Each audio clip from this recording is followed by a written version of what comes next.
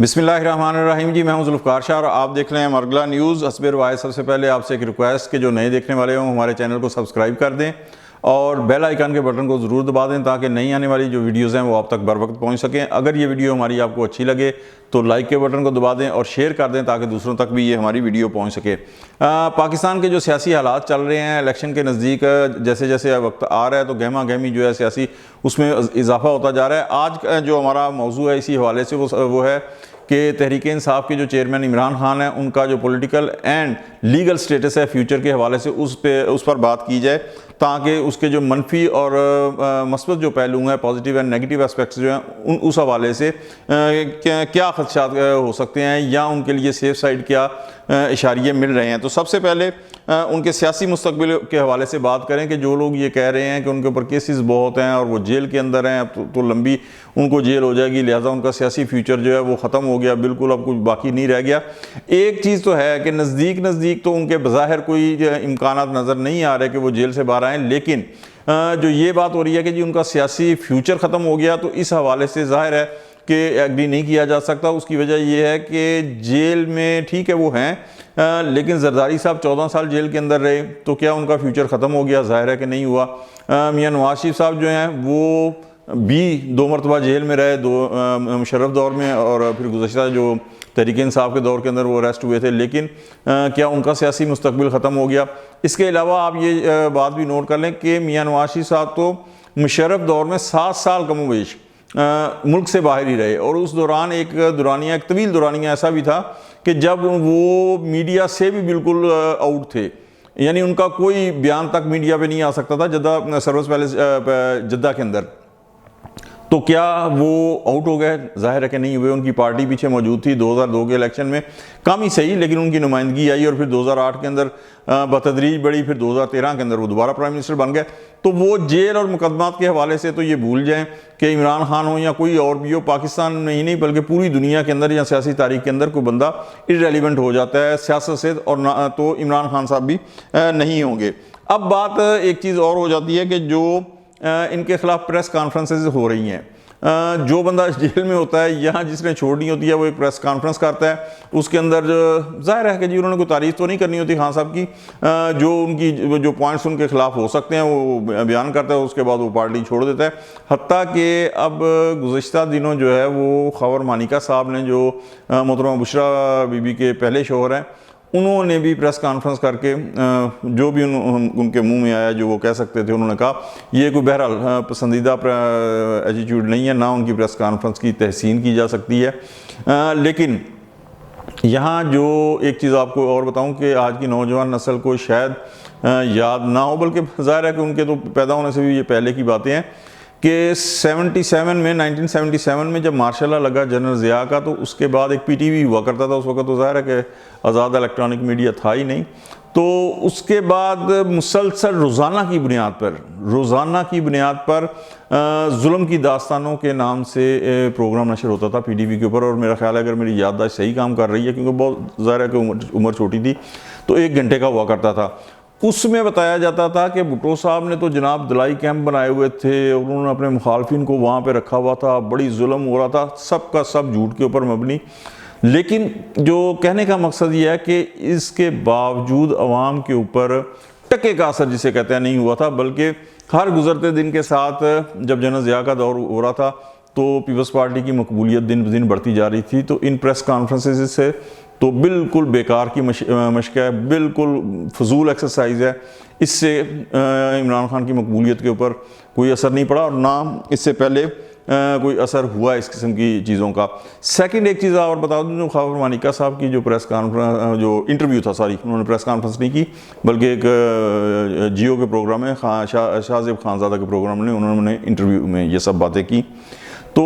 एक और चीज़ उन्होंने जो इद्दत के हवाले से बात की थी, और मैं फिर ये कहूँ कि मुझे बड़े मजबूरन ये पर्सनल मैटर्स के ऊपर बात करनी पड़ रही है, वरना होना नहीं चाहिए। तो इद्दत के हवाले से जो मुफ्ती सईद हैं, जिन्होंने 2 मरतबा मोहतरमा बुशरा बीबी का निकाह पढ़वाया है, उनका एक बयान मौजूद है कि अगर औरत खुद कह दे कि इद्दत के ख़त्म होने के बाद निकाह हुआ है तो औरत का बयान जो है वो मोतबर समझा जाएगा और अदालत उसको तस्लीम करेगी। तो इसके बाद मेरा ख्याल है कि इद्दत के हवाले से तो बहस नहीं होनी चाहिए। और इस किस्म की जो पर्सनल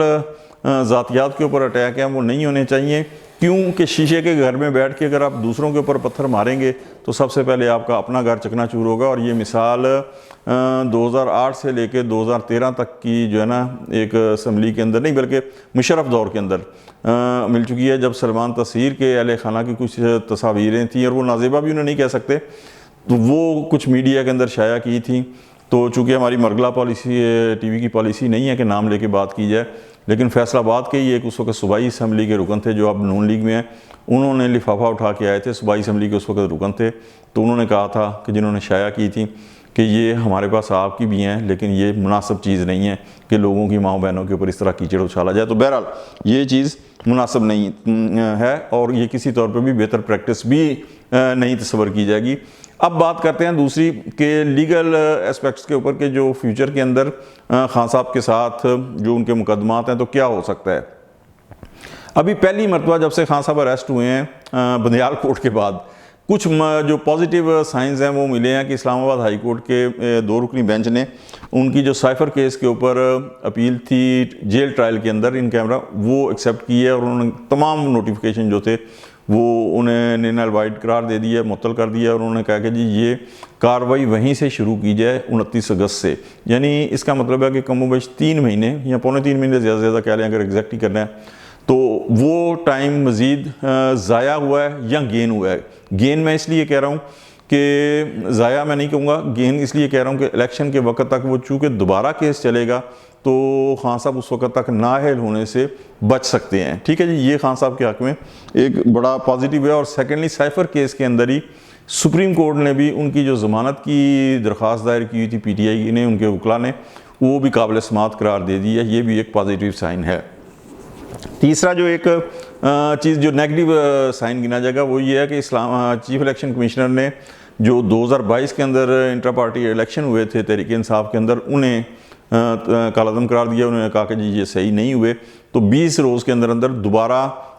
इलेक्शन जो है ना वो PTI करवाए और उसकी रिपोर्ट ज़ाहिर है कि इलेक्शन कमीशन में जमा कराए। यहाँ पे मैं एक चीज़ बात का ज़रूर कहूँगा, एक बात कि ये जितने हरबे हैं अगर उनके इलेक्शन जो थे वो ठीक नहीं हुए थे तो अर्ज़ है कि तमाम पार्टियों में इसी तरह इलेक्शन होते हैं, जितनी बड़ी पार्टियाँ, चाहे वो पाकिस्तान पीपल्स पार्टी है, नवाज़ लीग है, JUI है, ANP है, तमाम के अंदर